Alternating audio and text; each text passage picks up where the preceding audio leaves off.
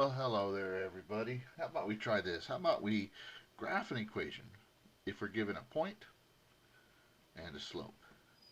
All right, so we're going to do this kind of quickly. I've got a couple examples of all the different kinds of things that can happen here. So by the time you're done, you should be pretty well versed in how to make the graph of an equation if you're given a clue that one's a slope, m, and one is the point. So what you do, first thing first, is you go ahead and you plot your point, right? That's first. Wherever it is, that's where you plot it. So 0, 0, that's the origin. And then from there, you just count your slope. So this is a slope of 5.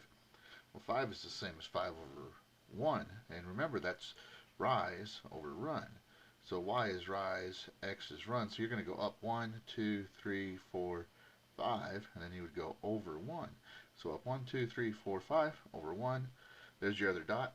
And remember, up and right is positive, but so is down and left. So you could go 1, 2, 3, 4, 5 down and left 1, and you can find another point.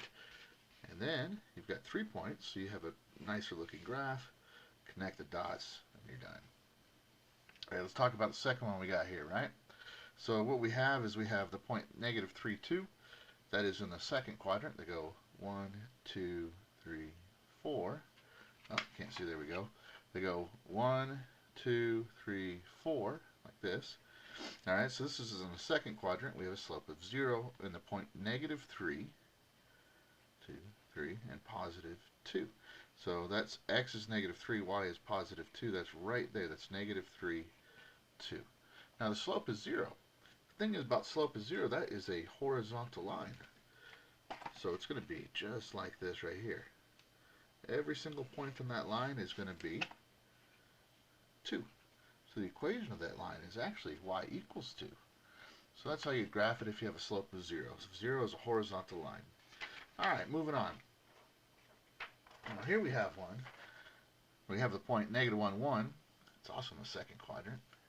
Now the slope's undefined. So negative 1, 1 would be like right there. Undefined is vertical, straight up and down. So it would be parallel to the y-axis. The equation of this line would actually be x equals negative 1, just like that. All right, one more. So now we've got something in the fourth quadrant. 1, 2, 1, 2, 3, 4, 5. So we have 2, negative 5. So x is 2, y is negative 5. X is the horizontal, across like the horizon. Vertical up and down is the y. So 2, negative 5, that's right there.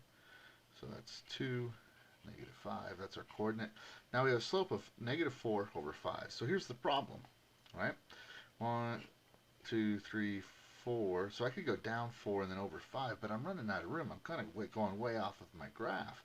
So remember, a negative slope goes down from left to right. So there's a couple ways to do that. You could go down and right. Right, so you could go down and right, and that's a negative slope, down from left to right. Or you could go up and left. So if you go up and left, you still have a negative slope. You see, you're reading this line right here from left to right, you're going down. So if you're standing over here, right, and you're walking that direction, you're going downhill.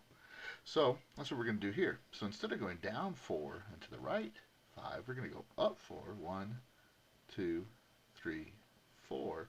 And then we're going to go left 5. So 1, 2, 3, 4, 5. So starting here, going left 5, 1, 2, 3, 4, 5.